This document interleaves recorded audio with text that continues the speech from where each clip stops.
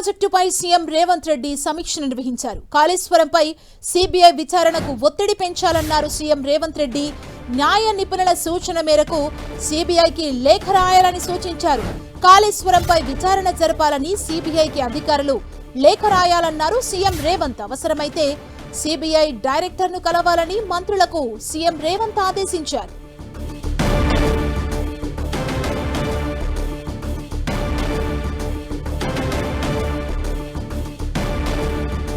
కాళేశ్వరం ప్రాజెక్టుపై సీఎం రేవంత్ రెడ్డి సమీక్ష నిర్వహించారు. కాళేశ్వరంపై సీబీఐ విచారణకు ఒత్తిడి పెంచాలని సీఎం రేవంత్ రెడ్డి నిర్ణయించారు. న్యాయ నిపుణుల సూచన మేరకు సీబీఐకి లేఖ రాయాలని సూచించారు. కాళేశ్వరంపై విచారణ జరపాలని సీబీఐకి అధికారులు లేఖ రాయాలన్నారు సీఎం రేవంత్ రెడ్డి. అవసరమైతే సీబీఐ డైరెక్టర్ని కలవాలని మంత్రులకు సీఎం రేవంత్ ఆదేశించారు.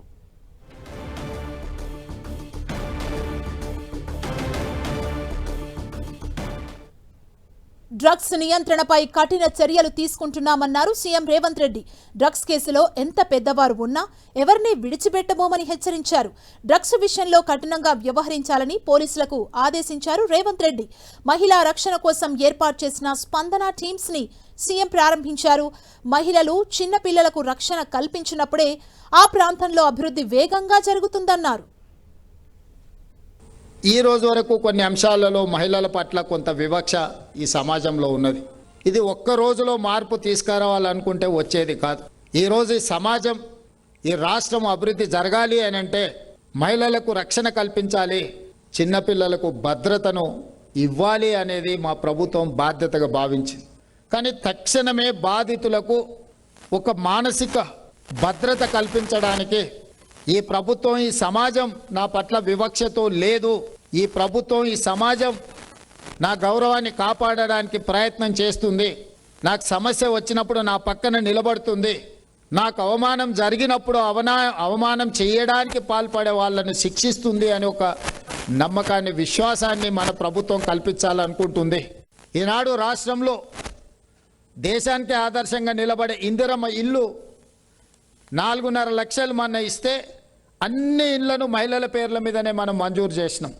ఇల్లు మహిళ పేరు మీద ఉన్నా, ఆస్తి మహిళ పేరు మీద ఉన్నా, ప్రభుత్వ సంక్షేమ పథకాన్ని మహిళ చేతికి పంపిస్తే ఆ మహిళ ఆ కుటుంబం యొక్క గౌరవాన్ని కాపాడుతుంది. ఆ కుటుంబంలో ఉండే పిల్లలకు సరైన మార్గాన్ని, దశ దిశ నిర్దేశాన్ని మహిళ ఇవ్వగలుగుతుంది. మహిళకు ఆర్థిక స్వావలంబన వచ్చినప్పుడే ఆ కుటుంబానికి గౌరవం దక్కుతుంది, ఆ కుటుంబం నిలబడుతుంది సమాజంలో. పంజాబ్ లాంటి రాష్ట్రాలను మనం చూస్తున్నాం, కళ్ళ ముందే నిర్వీర్యం అయిపోయి 50% పైగా, ఒక స్టడీస్లో 70% పంజాబ్ ఉండే సమాజం ఈరోజు డ్రగ్స్కో, గంజాయికో, ఇతర వ్యసనాలకో బానిసలయ్యి ఈరోజు వ్యసనాల బారిన పడి కోలుకోలేని పరిస్థితికి ఆ రాష్ట్రం వేగంగా ప్రయాణం చేసింది. తెలంగాణ రాష్ట్రంలో కూడా స్కూల్స్ ముందు చిన్న చిన్న కిరాణా కొట్టుల్లో గంజాయి చాక్లెట్లు అమ్మే పరిస్థితి. చదువుకున్న డాక్టర్లు, ఇంజనీర్లు డ్రగ్స్ పెడలింగ్ చేస్తున్నారు. ఇంజనీరింగ్ గ్రాడ్యుయేట్స్ చైన్ స్నాచింగ్ నుంచి డ్రగ్స్కి. దీనికి అంత కారణం ఏ నేరం తీసినా, మహిళల మీద జరిగిన విచక్షణారహితమైన దాడులను కానీ, చిన్నపిల్లల మీద జరుగుతున్న అకృత్యాలను చూస్తే ప్రధానంగా నేరానికి పాల్పడ్డ వాళ్ళు బానిసలైన మత్తు పదార్థాలు సేవించిన వాళ్ళే ఈ నేరాలలో ఎక్కువ పాల్గొంటున్నారు. ఈ మత్తును వదిలించాల్సిన అవసరం ఉన్నది. అవసరమైతే కఠినంగా వ్యవహరిద్దాం.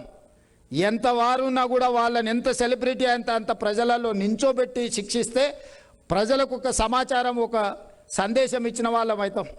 సామాన్యులను 1000 మందిని మనము కేసులు కట్టి జైలుకు పంపించినా చర్చ రాదు. ఇట్లాంటి నేరాలకు పాల్పడుతున్న 2 ప్రముఖులను తీసుకెళ్లి జైలు వేస్తే ప్రజలందరికీ ఓహో ప్రభుత్వం కఠినంగా ఉన్నది, ఎవరిని వదలదు అనే ఒక సందేశాన్ని ఇచ్చిన వాళ్ళం అవుతాం. అందుకే మా పోలీసు ఉన్నతాధికారులందరికీ నేను సూచన చేస్తున్నా, ఎంత పెద్ద సెలబ్రిటీ ఇందులో ఉంటే అంత ఫాస్ట్గా రీచ్ అవ్వండి, తీసుకొచ్చి చెర్లపల్లినో చెంచల్గూడలను కూర్చోబెట్టుండ్రి. కేసుల మీద కేసు కట్టి లోపలనే ఉంచండి, 1 సంవత్సరం వరకు బయటకు వెళ్ళకుండా. అప్పుడు ఈ సమాజంలో ఒక బాధ్యత వస్తుంది, భయం వస్తుంది. బాధ్యతనని ఉండాలి, బాధ్యత లేనోని భయపెట్టైనా మీరు కంట్రోల్ చేయాలి. భయము బాధ్యత లేనప్పుడు విచ్చలవిడితనం వస్తుంది. ఈ విచ్చలవిడితనాన్ని ప్రభుత్వం సహించదు.